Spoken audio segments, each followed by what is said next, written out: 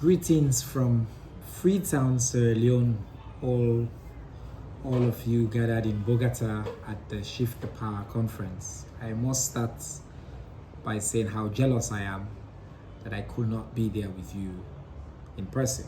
I was looking forward to this richness that is in that room, the diversity of thought, but also the commitment and the passion that you all bring to this very urgent issue. Part of why I'm not in Bogota is because of developments in Sierra Leone, where some of you may know, a few days ago we experienced another failed attempted coup.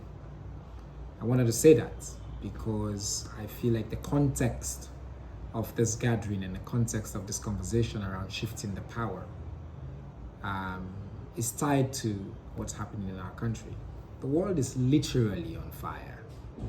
Whether we're talking about the pressures of globalization, economic crisis that countries like ours and many others continue to struggle with and under, an international aid system that is frankly antiquated, colonized, and no longer fit for purpose, a development system that was set up with the assumptions of the past century that no longer apply, raging conflicts between and among nations, oftentimes on the contours of old agreements and old alliances that again are not necessarily suitable for the world that we live in.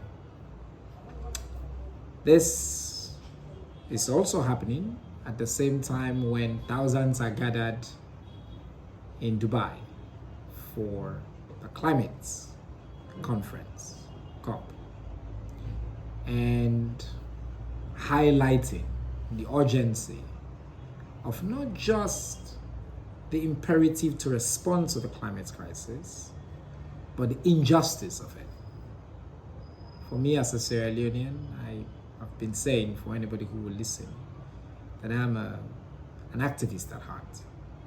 This is why this issue is important to me. Today I serve in government, but I still think I'm an activist on loan in government, and I'm trying to bring my activist passions within the government and in the work that I do. But why is the Shift the Power conversation so important to me? My portfolio is information and civic education. I mentioned the name of my country, Sierra Leone, to you just now. Some of you may know that Sierra Leone is named after a Portuguese sailor who apparently came here. We're right on the west coast of Africa. He was, lost, looked at our country with all the mountains, and in the middle of the night, the story goes, could hear the roar, whether it was thunder or lightning, and he concluded that, there must be lions in these mountains.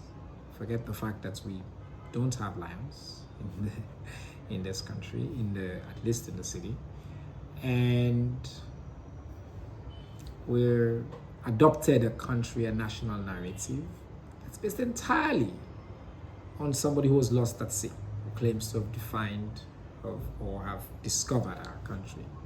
The rest of our history, everything that was taught to us, is again through the very lens of slavery. Sierra Leone was a port for slavery.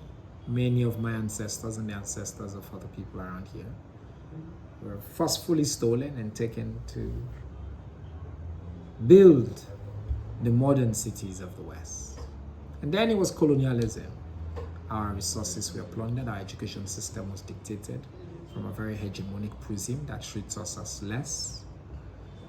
And we've created, a power system and a power structure and everything within it that's rooted in those realities that are taught to us in school as fact of history, not as horrible things that happened, not as unjust, unfair human tragedies that must be atoned for. similar pattern in the climate crisis. We go to these conferences at the UN General Assembly, where Sierra Leone, a UN climate report claimed that we are one of the 3 worst affected countries by the climate crisis. We're on the receiving end of the bad behavior of many, many other countries in the West. And yet we have to beg to get a little bit of resources to respond to the challenges that we confront now with the receding sea levels, the water crisis that we have, an expanding urban population, climates, weather patterns that are changing on a daily basis and putting pressures on our country. But we must still beg and seek and write aid proposals and all of that. So that's the context in this very unequal world. And I find myself in a position where I feel and I have to deal with that, both in government, but as an activist, as well as a citizen of this world who's cared deeply about this issue and about this conversation for a while.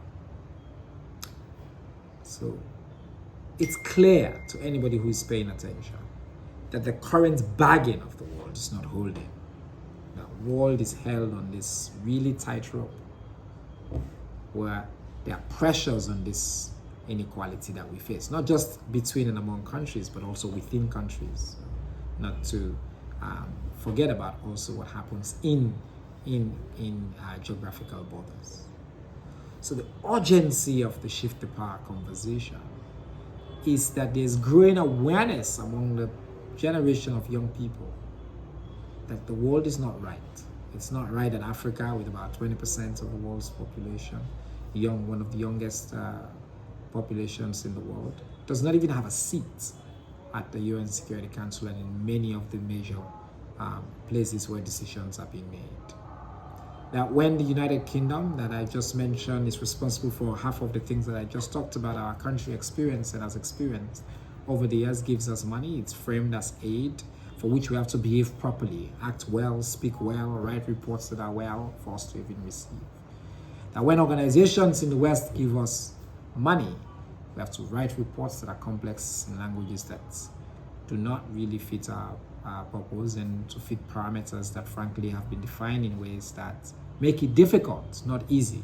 Not just for us to get the money, but for us to do the work, because it places burden on us that are frankly not fit for purpose. That's the tension. But the good news is with all of you in that room, there's a growing consensus that is a tension that must be confronted. And so for me, Shift the Power first is about the conversation. And that's where my portfolio as a civic education minister comes in. It's about my goal here is how do we redefine the narrative of my country? How do I go after? I've said to people that I'm going after the Holy Grail, even our name. Let's have a conversation about that. Let's have a conversation about our history, about slavery, about colonialism, about what created the conditions for us to be so poor while we continue to receive these peanuts from folks who continue to dominate us without even acknowledging ever the pain of the wrongs that they have done to us. But also, it's not just defined again, because the whole point of an anti-colonial narrative is that it's not just being defined by what happened to us, but being defined by other things about our past and our history that have been effaced.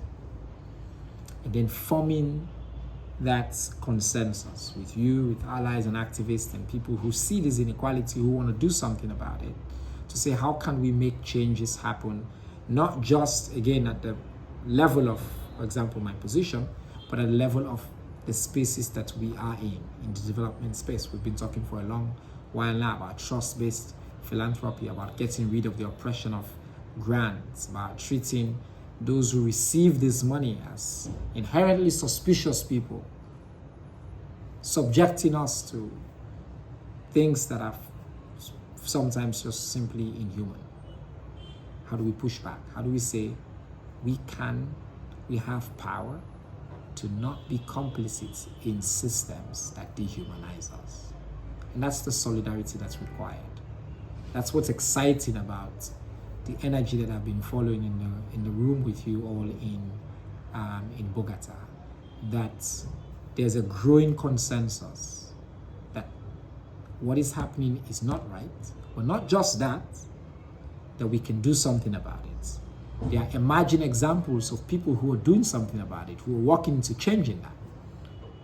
And that there are people like us, young, dynamic, progressive people in our government who are also willing and interested to be part of that conversation and say, how can this conversation also influence what's happening in our relationships with our international partner, and how we also define our own systems in our country, our education system, and we think all of those things. So it's both a challenging time, but as an eternal optimist, it also presents opportunities. And I look forward to how in your conversations you tackle these and the ideas that emerge from them. But more than that, I look forward to the continued partnership and friendships of all of you as we work towards creating a world that is possible, a world that we can hear, that we can see. Because one of the things that we've been taught is that it's too risky to think of a different world, that this is how the system is. But I think in that room, with us all, we know that that's not true. I thank you, and again, I'm really sad I'm not with you in the room, but I'm grateful that I had the chance to share my thoughts, and I hope that we will have other opportunities to continue this conversation and this partnership.